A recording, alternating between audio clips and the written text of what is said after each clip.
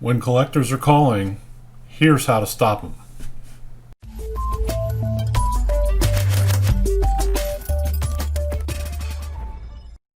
Hello, lifers, and welcome to Life Live Loud. Today, I want to talk about the unhappy subject of getting behind on your bills. It goes without saying we're in the middle of a pandemic. Lots of people have had their lives turned upside down. They've either lost their jobs, they've suffered reduced employment, and people are scrambling to try to make ends meet. And while I'm not able to give you legal advice today, one thing I want to talk about is how to take some of the pressure off. So today we're going to talk about the fact that you've now let some bills go. You're behind on your credit cards. The credit card companies are now calling and they're harassing you, and they're taking an unhappy and unpleasant situation and making it much worse. So today I'm going to show you how to just get them to stop calling in a couple easy steps.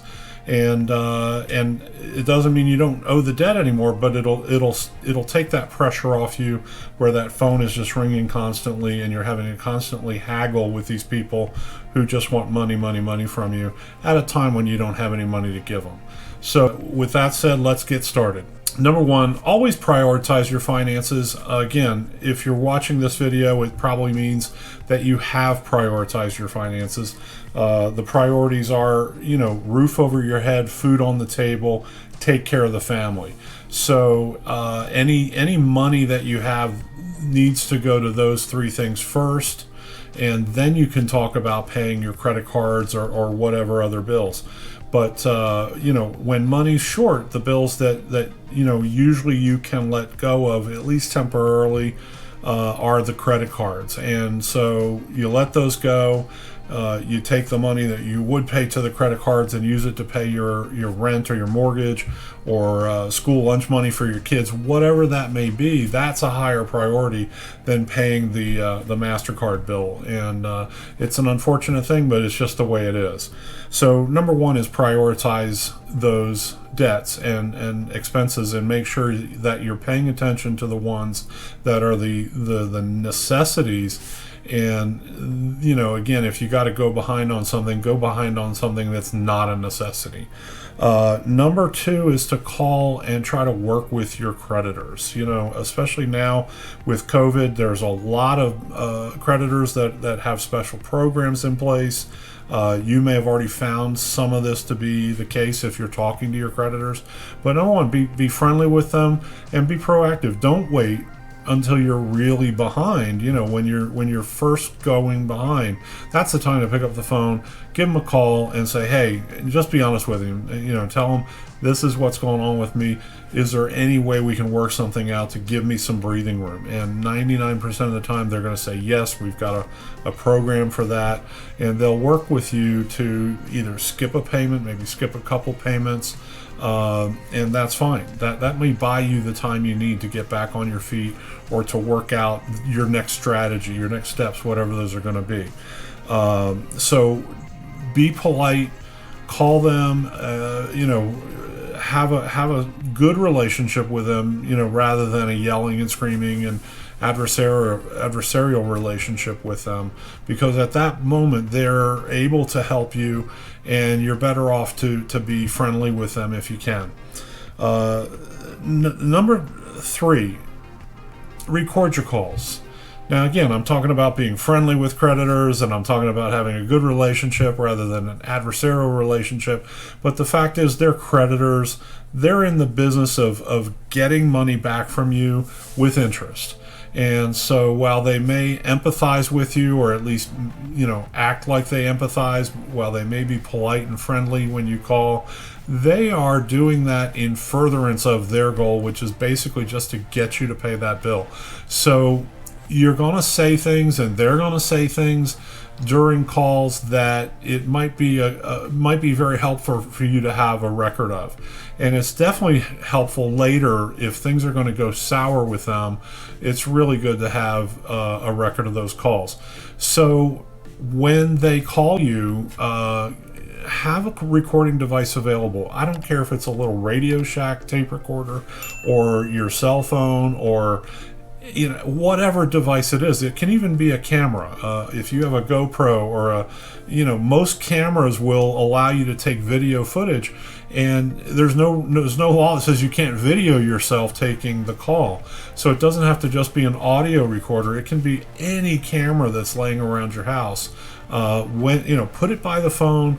When the creditors call, they're going to announce to you that they are recording the call, and you want to be able to announce right back, give me 1 second, I'm recording this call too, and take that second and go turn on your camera or your recording device so that you can record it too. Now, they may object to you recording. We'll cover that in just a second. But basically, making a record of these calls is really, really helpful for what we're trying to accomplish here. Step 4 is take charge of the situation. A lot of people, feel like they're in a subordinate position to the creditor, and that's not the case. You take charge of the call.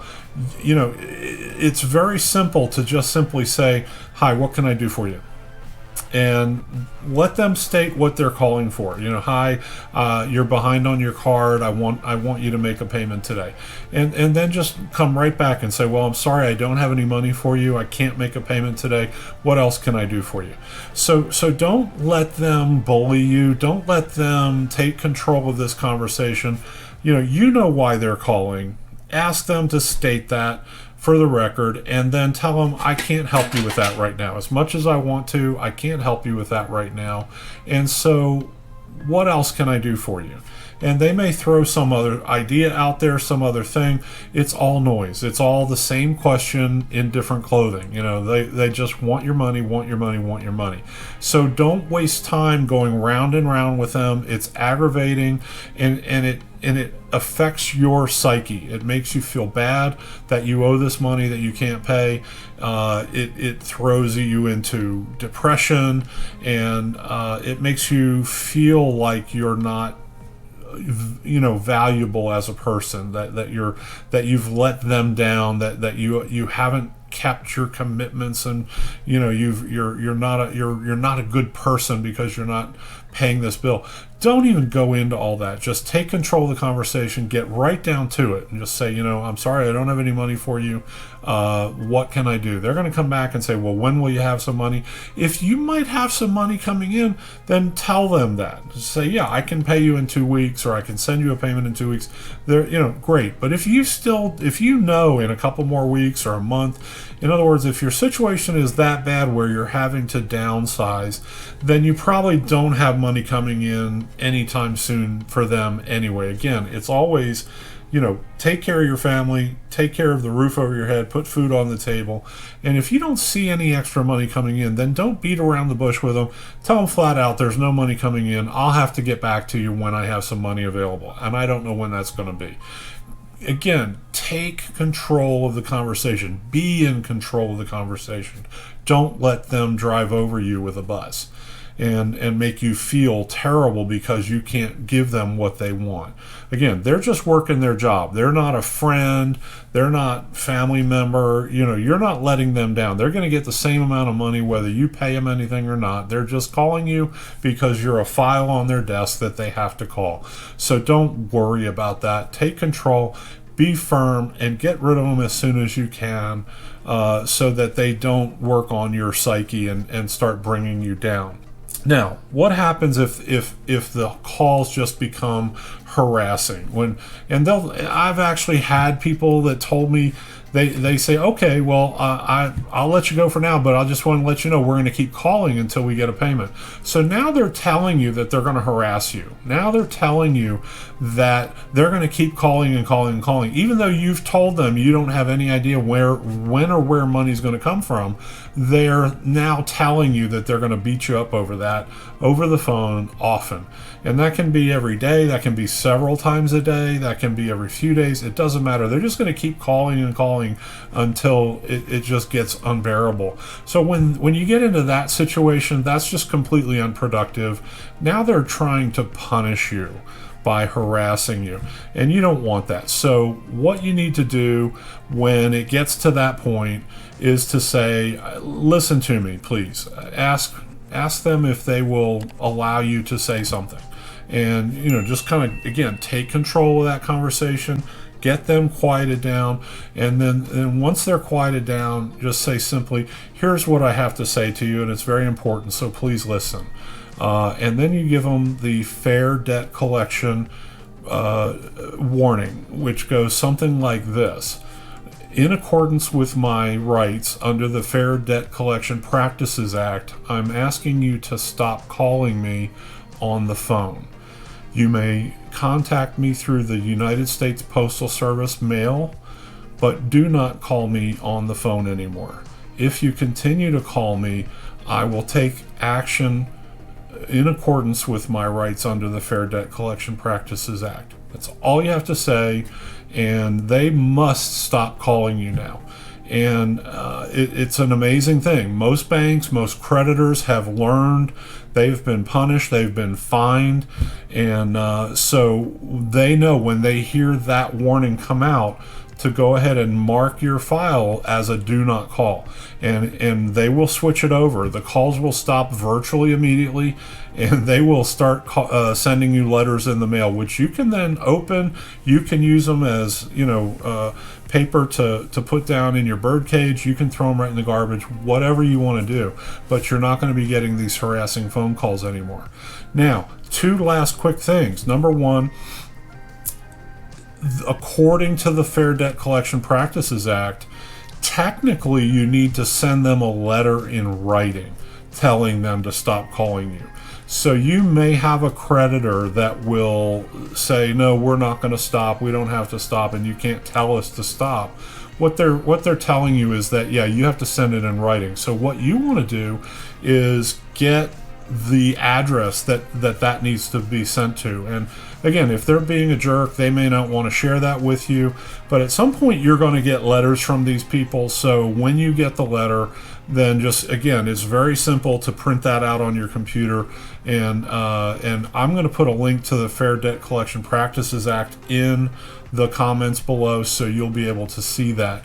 But just give that warning in writing and send it off, and then you'll have that covered too.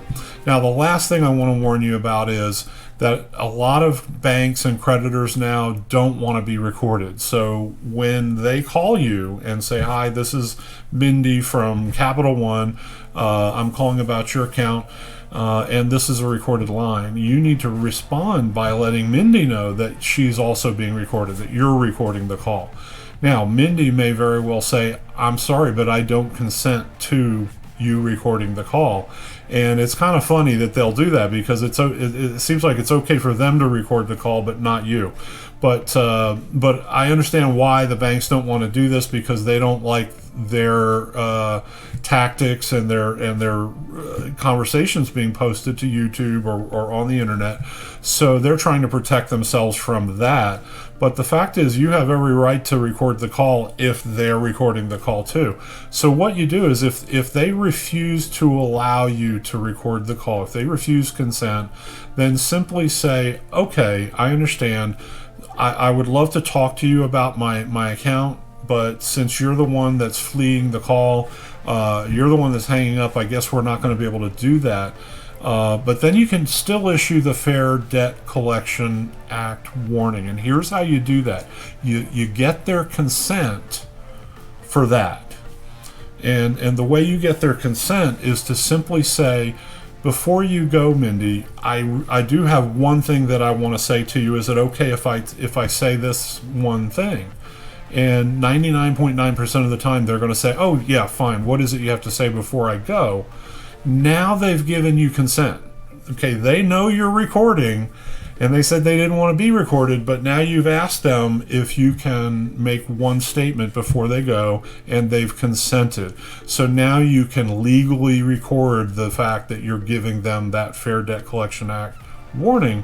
And so you say, Mindy, before you go, I just wanted to say that in accordance with my rights under the Fair Debt Collection Practices Act, I'd like you not to call me anymore, and I'd like Capital One not to call me anymore. You may contact me through U.S. Postal Service mail, but you may not call me anymore. Do you understand? Just get that out there. And again, she's going to say, okay, I understand. I'll mark your account.